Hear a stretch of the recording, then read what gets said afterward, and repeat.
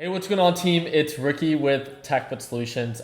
Today, I have a little bit of a different video that I wanted to cover, something that I don't normally do, and I wanted to talk about a potential swing trade that I might be taking. And it's been changing directions a lot since it's transitioned from normal market hours to aftermarket hours. Aftermarket hours, again, not everyone's going to have access to trading during this specific time, and that is exactly why I waited until the market closed for me to make a video about a stock that I might plan on holding overnight. And it's /CL. So I just wanted to share my thought process on why I'm influenced, in a sense, to want to potentially swing trade something like this. So if you guys take a look in the back, this is where /CL was trading since the very morning. We did very well. If you're part of the Learn Plan Profit team, you would have seen me, I'm not sure if it was UWT or DWT, but I had to cut losses quickly on one. I went from down 300 on the day to up 150, then from up 150 to about 500, 500 to 900, 900 to 1,000. And then that's really where I stayed at before I took my nap. And then once I woke up from my nap, one of the things that I noticed is that /CL had a huge sell-off.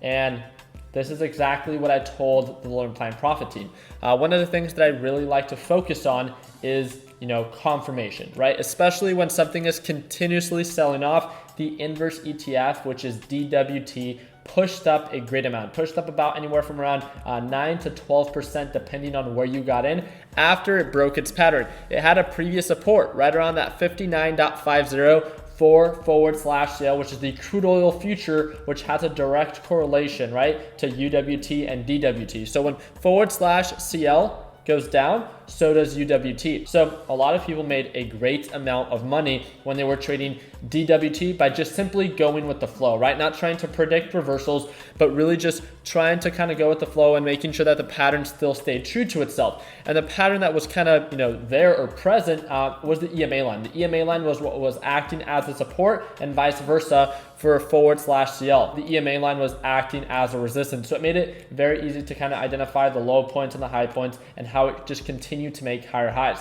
Now, why am I making this video? Well, because it sold off so much, it then began to consolidate. And this is where it got really interesting for the Learn Plan Profit team, because it's something that we pointed out. We saw that it was beginning to consolidate, and one thing that it was not doing was making higher highs. And that was not until it broke around that $13.90 to $14 area where we began to see UWT begin to recover. And it began to recover, and if I'm not mistaken, it almost hit highs of around 1460. And I took a very quick day trade, and I called it out within the Learn Plan Profit team. I let them know that I got in for something that I might plan on holding, but if it recovers enough, right, and then I see some signs of a resistance, then I'll lock in profits. As you guys can see right here, it was one of my most successful day trades today, and I ended up selling a little bit before 1450. I think the market price was right around 1450. I got filled at 1449, and I was very happy with that trade because I got in it sub $14. So it was a huge return, right? Nearly $4,000 if I'm not mistaken. But one of the things that I'm now noticing is I've taken a couple of trades shortly after that, and you guys can see that right here. And one of the things that I'm noticing is that the thing that I found so attractive as this thing began to recover was this continuous uptrend, right? But then I saw that the SMA line began to act as a resistance. It consolidated enough, and then going into extended hours, there was a huge sell-off on /CL. This sell-off dropped it again below the SMA line. Now I'm starting to see that the EMA line is again beginning to act as a resistance, and the SMA line is again beginning to act as a resistance. These series of factors and the direction that /CL is, and how it's trading, it's making me think that /CL is going to continue to sell off. The thing that I found so attractive about /CL is the potential that it had for recovery and the margin of profit that it had for recovery. If you guys do the math, and when it was right around that $14 price point to where it was trading at, even at one of the lowest points today, when it was right around that 1450, 1480 area, it was about a 10 to 12% return. It might be something that I might want to consider.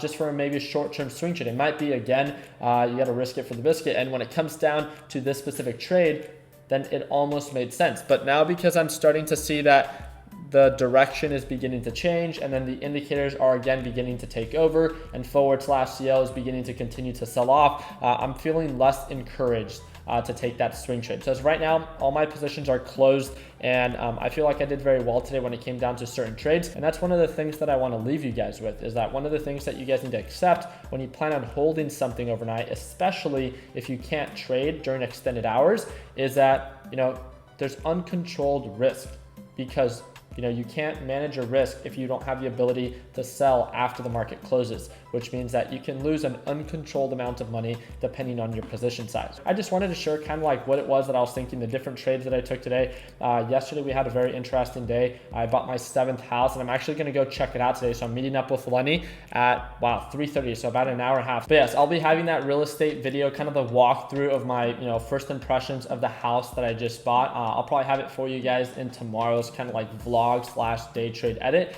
Today I wanted to change things up. It's not a day trading edit or anything like that.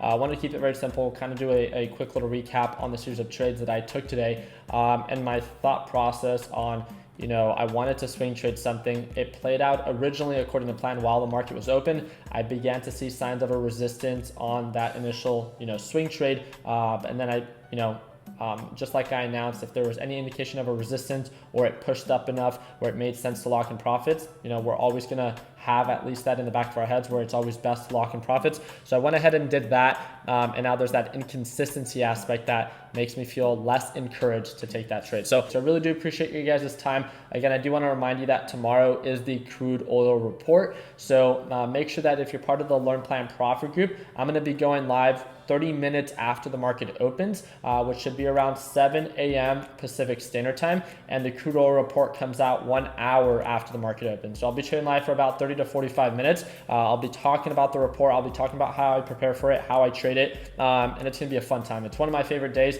My absolute favorite day for trading is during the natural gas report. And again, that's Thursday, 1 hour after the market opens. So again, if you guys want to learn a little bit more about the Learn Plan Profit group and how you can watch me trade live every single day, again, I'm one of the only people that does that. Feel free to click that second link in the description to learn a little bit more on how we can work on a closer basis, especially if you're a complete beginner. I also do want to invite you to our free Facebook group. We have over 118,000 members, and that's going to be that first link in the description. Really do appreciate your guys' time. Feel free to comment down below any thoughts.